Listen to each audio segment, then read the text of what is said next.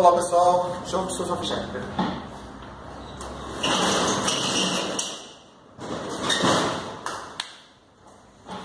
Olá pessoal, iniciando aqui mais o primeiro programa aqui, Papo de Livros, direto de Três Corações, Minas Gerais. Estou aqui com a Islan e Gus Salles, que vai estar comentando aqui o nosso trabalho de leitura do livro do John Maxwell, que é 21 indispensáveis qualidades de um líder. E hoje nós vamos discutir o primeiro capítulo do livro, que é o capítulo chamado Caráter. É a primeira lição do livro. E vamos começar aqui, ó. Primeiro, seja uma parte da rocha. Né? Nós temos a primeira frase aqui que o escritor destaca, né? Liderar é ter a capacidade de mobilizar homens e mulheres para um objetivo comum e ter o caráter de inspirar confiança. Bernard Montmore, Marechal do Campo Britânico. Mas não, o que você tem a dizer dessa frase escrita aqui pelo escritor John Maxwell? Bom, primeiro eu quero começar, por gentileza, com esse subtítulo. Isso. Que diz assim, ó, seja parte da rocha. O que a gente já pode trazer para a gente isso? Vou pegar um princípio que diz que a pedra que foi rejeitada se transformou na pedra angular. Sabe de quem que eu estou falando? De Jesus, que foi rejeitado, mas se transformou na pedra angular. O que é a pedra angular? A pedra angular é como se fosse um alicerce de um prédio. Sabe aquela estrutura que fica por baixo da terra, que ninguém vê? Mas é aquela estrutura que está sustentando um prédio de 20 andares. Jesus é essa pedra angular. Jesus é essa rocha. Nós somos o prédio para cima. Mas só ficamos alicerçados porque a gente faz parte dessa rocha, que é Jesus. E Gu, o que você acha? Sim, eu também acredito nisso, sabe? Essa estrutura é necessária para que a gente cresça, né? Como um prédio, né? Como um prédio cresça dia após dia, a gente tem que ter uma base bem firme, tem que estar estruturado, se for para a vida da gente, tem que estar estruturado emocionalmente, interiormente. Daí há um crescimento, né? Daí a gente pode estar ser essa pedra, né? Que quase inabalável, né? Quase. Aqui nós vamos para uma segunda frase. Nunca, pelo bem da paz e da tranquilidade, negue suas convicções e experiências. Isso, né? O que você acha dessa frase feita pelo Dag Hammarskjöld, estadista e premier Nobel da Paz? Então, nunca é uma palavra que é muito forte, né? Nunca negue as suas convicções e as suas experiências. Pelo bem da paz. Pelo bem da paz? Nunca negue? Isso. Cara, mas se eu tiver uma convicção que é totalmente distorcida daquilo que é a paz, então vai ser necessário que eu negue, né? Porque se eu quero paz, primeiro eu tenho que estar em paz dentro de mim. A paz tem que vencer a guerra que existe aqui dentro todos os dias e a todos os momentos. Cada um tem uma visão de paz, né, cara? Cada um tem uma visão sobre o que é essa paz. Esse nunca, a Bíblia diz que, né, negue-se a si mesmo. Negue-se a si mesmo. Como você vai por nunca? Né? Você tem que negar a si mesmo pela paz. Muitas das vezes, uma convicção que você tem de paz, o outro não tem. Exatamente. Entendeu? E daí, essa formação nunca, para mim, não se aplica. Né? A gente tem que se negar a gente aos nossos princípios todos os dias, porque lidamos com pessoas, né? Então a gente tem que ser bem variável, né? Bem equilibrado. Vamos começar aqui a primeira leitura do livro, e diz assim: arriscando tudo. Se ao viajar você estiver em pequenos aeroportos ou tem muita experiência com aviões fretados, provavelmente já viu ou ouviu falar do Learjet. Tive a oportunidade de voar nesse avião algumas vezes e a experiência é bastante incomum. Eles são pequenos, com capacidade para apenas 5 ou 6 passageiros, muito rápido e como entrar em um tubo estreito com turbinas amarradas a ele. Tenho de admitir que toda a experiência de voar no Learjet é muito divertida. No entanto, a coisa mais impressionante para mim é o tempo que se economiza. Tenho literalmente milhões de milhas em viagens aéreas e estou acostumado ao longo percurso até aeroportos, devolução de carros alugados, pontes aéreas, congestionamento e terminais, atrasos aparentemente intermináveis. Pode ser um pesadelo ao viajar em um Learjet, pode-se cortar pela metade o tempo de duração da viagem. O pai dessa incrível aeronave foi um homem chamado Bill Leeds, inventor, aviador e empresário.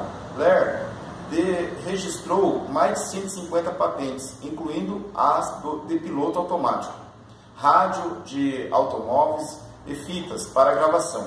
Não se tem como saber tudo. Laird foi o pioneiro em suas ideias nos anos 50.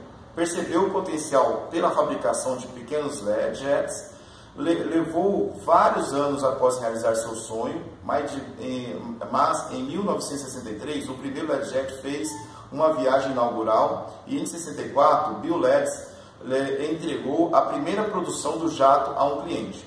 O sucesso de Leeds foi imediato e rapidamente, vendeu muitas aeronaves. Entretanto, pouco tempo depois do início da sua produção, Leeds soube que 2 de seus aviões tinham caído em circunstâncias misteriosas.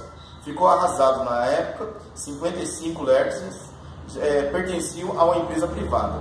E Bill Leeds pediu imediatamente aos proprietários que mantivessem os aviões em terra até que a sua equipe descobrisse a causa dos acidentes. A ideia de que mais vidas poderiam ser perdidas era o mais importante para Bill do que qualquer publicidade negativa de suas ações pudesse gerar. Ao investigar os aviões envolvidos nos acidentes, Laird descobriu uma possível causa, mas não podia verificar o problema técnico no solo. Só havia um meio de determinar se ele diagnosticara corretamente o problema. Teria que tentar recriá-lo pessoalmente, no ar. Era um processo perigoso, mas foi o que ele fez. Quando decolou com o jato, por pouco não perdeu o controle e quase teve o mesmo destino de outros 2 pilotos. Conseguiu, porém, terminar os seus testes, comprovar os defeitos. Laird desenvolveu uma nova peça para corrigir o problema, instalou-a em todos os 55 aviões, eliminando o perigo.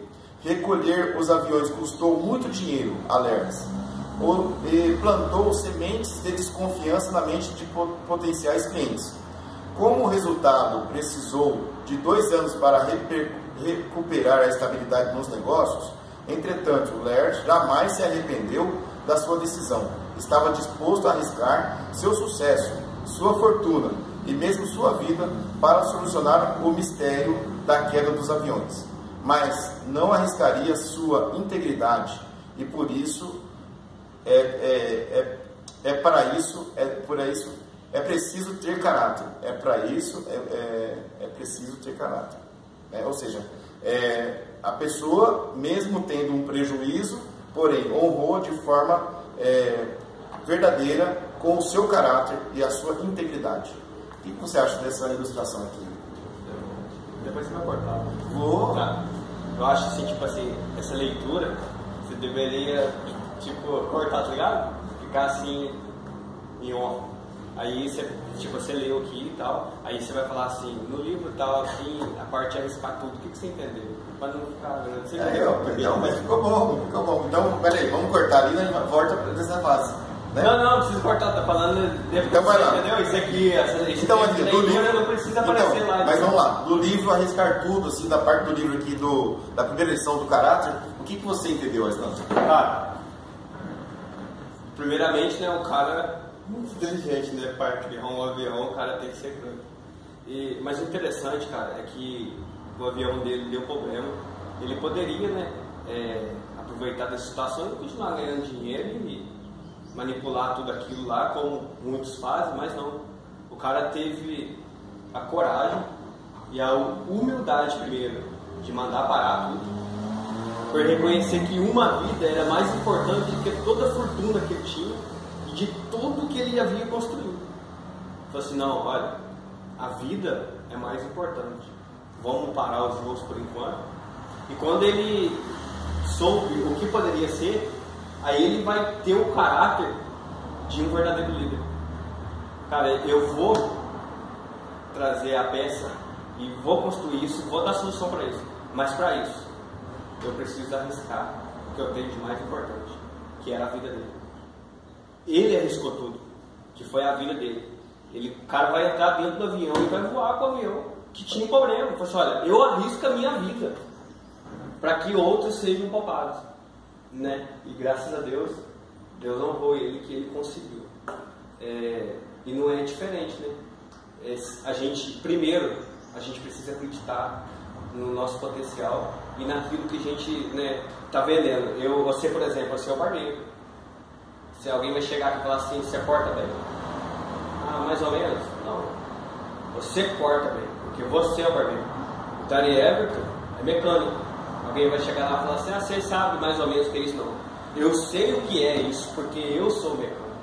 Né? Então o cara fala assim, olha, eu sei o que é, porque eu criei. E é isso. Caráter e humildade, eu acho que é as principais, né, o principal disso tudo aí, cara. Ele não estava preocupado com ele, né, com assim, a questão financeira. Ele estava preocupado em honrar com a sua palavra, em cuidar do que ele vendeu, né. E, cara, esse cara aí ele se negou a si mesmo, cara. Negou a si mesmo demais, negou, ele poderia ter morrido, né? Ele entrou no meio, foi desacreditado, porque vão desacreditar, cara. Se você vende algo para alguém, né? Vende uma imagem para alguém e algum momento da tua vida você faz algo diferente, vão desacreditar, cara. Você vai ter que vender a tua personalidade de novo, né? Vai tentar se corrigir, mostrar para você mesmo que você pode e corrigir as falhas todas que ficaram para trás. Sabe o que é interessante também, cara? Como que não segue e se espelha num cara desse? Num cara que tem coragem de arriscar a própria vida. Ele tem dinheiro. Ele criou o avião. Ele poderia contratar um especialista e pôr lá no lugar dele, cara. Mas não vai você. Mas não, o cara não foi covarde. Ele falou assim, cara, eu vou arriscar a minha vida. Isso não é incrível, cara? Ele mesmo chamou para ele a responsabilidade. Exatamente, cara. Aqui, nós temos a fundamentação do que a gente leu. O modo como o líder trata das circunstâncias da vida diz muito sobre o seu caráter. As crises não formam necessariamente o caráter, mas certamente o revelam. A adversidade é uma encruzilhada que obriga a pessoa a escolher um dos dois caminhos, o caráter ou a concessão. Toda vez que a pessoa escolhe o caráter, torna-se mais forte, ainda que a escolha traga consequências negativas. Como o escritor Alexandre, ganhador do Prêmio Nobel, observou: o significado da existência terrena não reside, como fomos acostumados a pensar, na propriedade, mas sim no desenvolvimento da alma. O desenvolvimento do caráter está no centro de todo o processo, não é só como líder, mas também como seres humanos. O que toda pessoa deve saber sobre caráter. O que toda pessoa deve saber sobre caráter? Além de, assim, nós vemos aqui a importância de um ser humano ter noção de que, se ele errou, ele é capaz de assumir aquilo que ele está errando. Caráter cada um tem um caráter individual, né? Sobre as questões de como aprendeu esse caráter. Cada um tem essa visão de caráter. Só que a gente pode se espelhar sempre em grandes líderes, né, cara? Se o cara teve essa capacidade e passou por esse processo e conseguiu sobressair, né, cara? A gente tem que sempre se espelhar nesses caráteres. Porque, assim, como você espelha no caráter de um bandido, de um cara que assim, traficante, um cara que bate mulher, nunca vai se espelhar nesse caráter. A gente usa essa diversidade para crescer. Tanto na minha vida como na vida de vocês, tudo foi a formação do caráter, veio de várias quedas, né? A gente foi amassado, a gente passou por muitos processos para ter essa visão de caráter hoje, né? Não dá para uma criança falar de caráter, não dá para uma criança, ela tem que ter maturidade como pessoa, como pai de família, na liderança tem que ter essa maturidade. Então, sabe, Daniel, eu já mostrei de Gu, eu te conheço como Gu desde criança. Na verdade, o nosso caráter, cara, é um processo que a gente tem vivido, e isso também tem a ver com a convivência. Porque às vezes a gente vê, assim, né, você usou o termo bandido. Eu já passei por um processo que eu não me alegro em dizer, né, mas foi necessário. E hoje eu posso falar sobre isso com propriedade, né? Talvez a gente erra porque a gente fala assim, cara, mas o cara é bandido, o cara... Eu vou pegar um exemplo simples. Às vezes a gente vê alguém que foi preso e a gente pega e fala assim, não, mas aquele cara é bandido, aquele cara é isso. Não é que o cara é bandido. Você sabe da vida do cara? Você sabe qual que foi a convivência dele lá atrás? Você sabe o que ele passou? O que ele presenciou? O que ele comia? O que levou? O que induziu ele àquilo? Ele não teve um exemplo de caráter. Exatamente. É culpa do cara? Não. Mas por quê? Porque, olha, o cara não tem oportunidade de emprego. As pessoas que lideram a cidade, que deveriam estar trazendo estrutura, saúde, empregos, não tem o mínimo de caráter em pensar no próximo.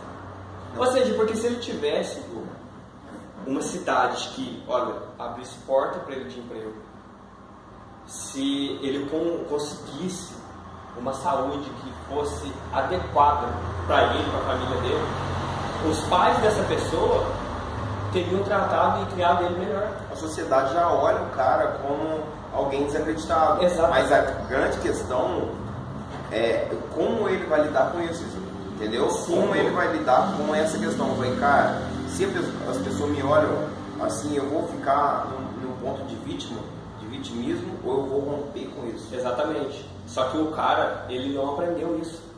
A gente está aqui, conseguiu porque teve alguém no meio de tudo isso, teve que apontar para o cara, muda. Só que esse cara não tem essa oportunidade de pegar alguém, sabe por quê? Todo mundo que vê o cavaleiro, ele é bandido. Uhum. Ele é isso, ele é aquilo.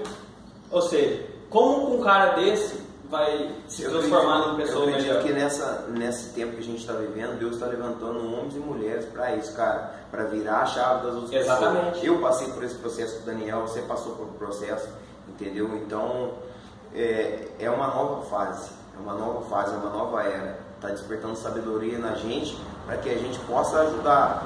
Não que somos seres super poderosos, né? Mas para a gente possa ajudar o próximo a virar essa chave. Às vezes, cara, é uma questão tão pequena, cara.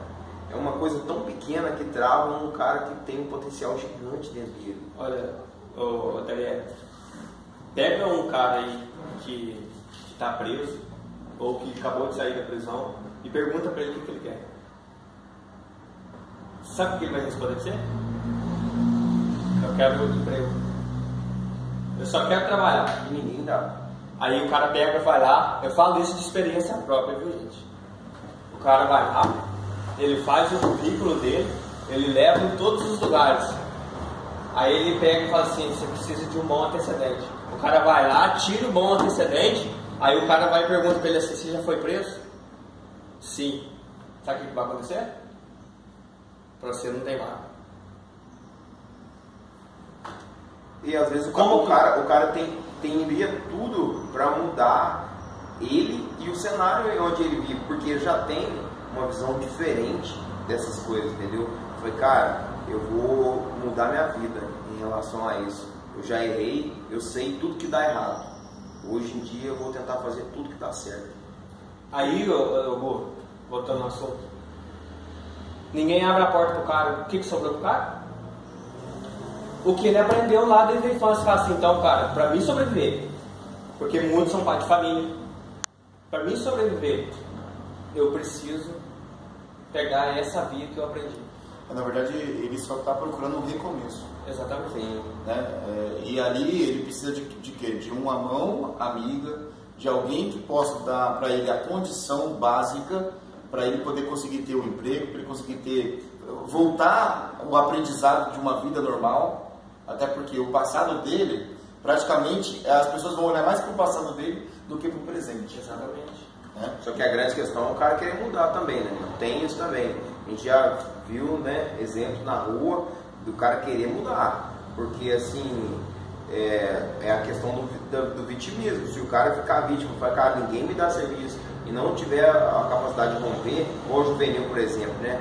O juvenil chegasse lá com um cara morador de rua, e a pessoa sempre olhar ele como morador de rua. Se ele não tivesse a visão de romper sobre isso, ele ia ficar estagnado, cara.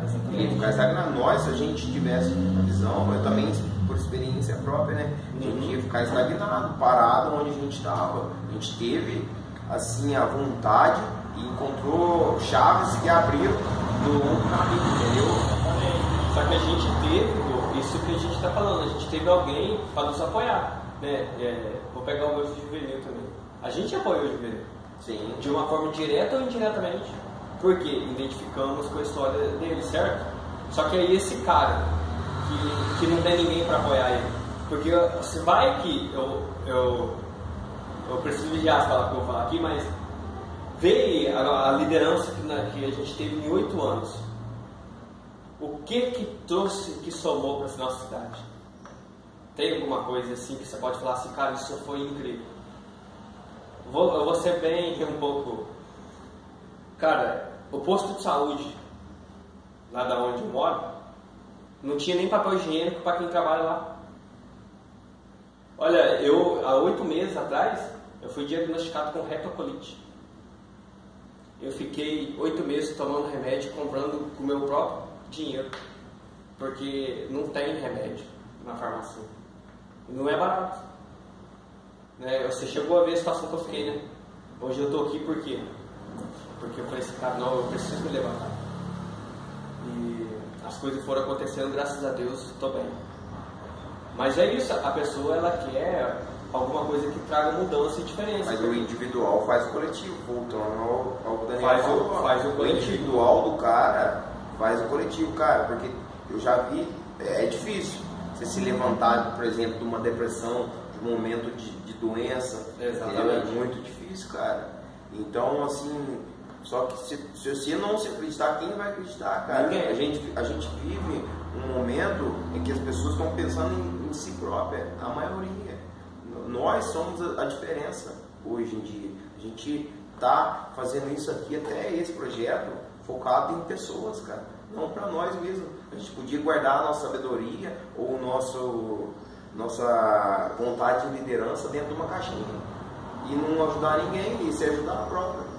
Mas não, a gente está aqui para virar a chave de outras pessoas. Exatamente. E agora, né, 1º de janeiro,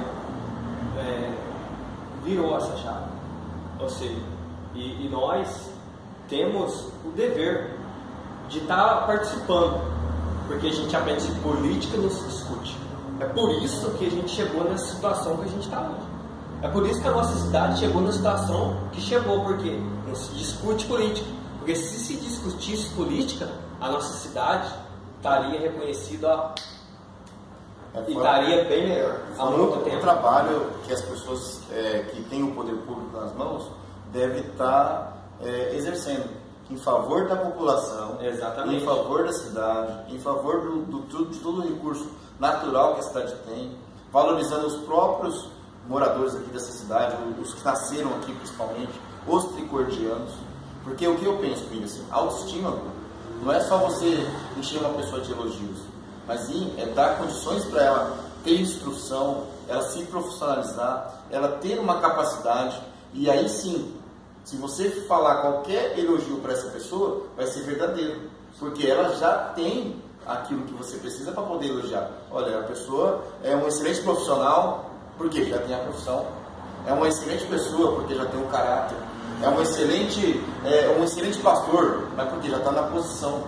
Não tem como você pegar uma pessoa que não tem profissão, que não tem caráter, que não tem qualquer instrução, que não sabe o que quer, e você elogiar ela de alguma coisa que ela vai fazer. Então a gente tem que entender o seguinte: o preparo, primeiro, é da pessoa. E aí sim, ela estando preparada, ela vai enfrentar as dificuldades. Não vai ser fácil para ela, mas vai ser mais fácil do que uma pessoa despreparada e que não tem a capacidade. Exato. Então vamos seguir aqui, gente. Ó, caráter. O que é caráter é mais do que falar. Qualquer um pode dizer que tem integridade, mas a ação é o verdadeiro indicador do caráter. Seu caráter determina quem você é, determina o que você vê, o que você determina aquilo que você faz. Por isso, nunca se pode separar o caráter de um líder de suas ações. Se as ações e intenções de um líder não continuamente se contradizendo, observe então o caráter dele para descobrir o porquê. Ou seja, se as ações e intenções de um líder estão continuamente se contradizendo, observe o caráter dele para descobrir o porquê. Eu vou dar um exemplo simples e objetivo. Elias. Já ouviram a história de Elias? A Bíblia vai falar assim que Elias todo dia passava numa certa cidade. E todo dia ele estava sendo observado por uma mulher que morava na entrada da cidade. E ela começou a observar que aquele cara era um homem de Deus. Por quê? Porque o testemunho de Elias falava por ele, sem ele precisar abrir a boca. Elias era perfeito? Não. Era pecador, errante igual eu e você. Mas sabe quando isso vai acontecer? Quando a gente mudar a nossa rota e as pessoas começarem a observar a nossa postura. Ou se a gente mentir, a gente não vai mentir mais. Se a gente roubava, a gente não vai roubar mais. Se a gente matava, a gente não vai matar mais. A gente vai ter uma mudança, né? A gente vai sofrer uma metanoia, né? Até eu aprendi essa palavra no livro, foi com o Google, metanoia. Aí sabe o que vai acontecer? Por causa do testemunho desse cara, uma mulher vai chamar o marido dela e falar assim: olha, aquele cara é um homem de Deus. E quando ele passa, não tem lugar para ele ficar. Vamos construir uma casa para ele aqui? Aí a Bíblia vai falar assim que fizeram um quarto, fizeram uma cama, uma mesa e uma cadeira para o profeta. Ou seja, o testemunho dele falou por ele, sem precisar usar a palavra nenhuma. E assim vai ser o nosso caminhar, né? O testemunho de Juvenil falou por Juvenil. O testemunho do Dãoju está falando por Dãoju. O testemunho do Gu está falando por ele. O meu testemunho está sendo falado. Não precisa Ou seja, não é você que está testificando o seu testemunho, mas Não. sim as pessoas Estão em vendo. sua volta é que pode testificar Exatamente. que você tem um testemunho bom. Sim, e servir de exemplo, né, cara? Servir de exemplo esse testemunho. Não preciso nem dizer muito mais sobre, né? O testemunho fala muito. A gente precisa de só vigiar a gente mesmo, né? É claro que vai ter pontos que vão olhar com crítica, mas como a gente vai lidar com crítica, como vai lidar com situações, é que vai... Isso até é o testemunho, né, cara? Como você lida assim, você não precisa... Você vai ser criticado. Pessoas vão falar, de repente, diante de um vídeo, você corta, viu?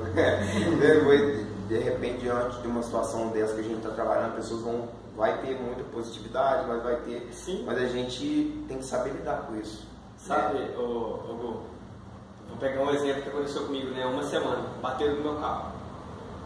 Uhum. Se fosse outra hora, a primeira coisa que eu ia fazer é sair, discutir, falar um monte de coisa. Dessa vez não. Dessa vez eu abri a porta do carro, fui lá, falei: cara, você tá bem? O cara reconheceu que estava errado, né? Eu tô a pé, tô andando a pé, mas não morri. Sim. Por que eu fiz isso? Sabe por quê? Amanhã pode ser eu que vou bater no carro de alguém. Sim. E eu quero ser tratado da mesma forma que eu tratei a outra pessoa.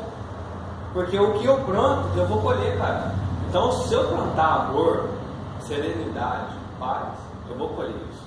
Agora, se eu plantar arrogância, se eu plantar tudo que é mal, eu vou Como colher. diz a Bíblia, né? Se seus olhos forem bons, todo o teu corpo terá luz, né?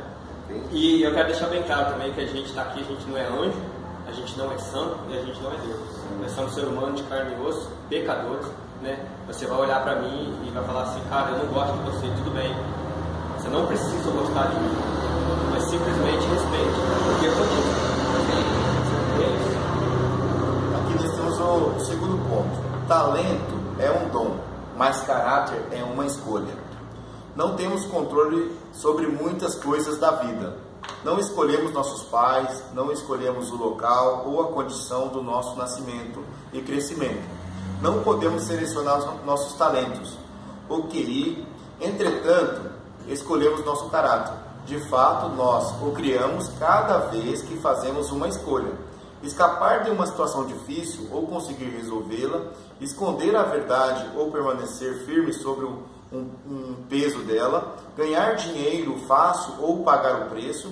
À medida que você viver ou faz escolhas hoje, está continuamente criando o seu próprio caráter. A construção do caráter é diária, né? A forma com que a gente via antes e vê agora é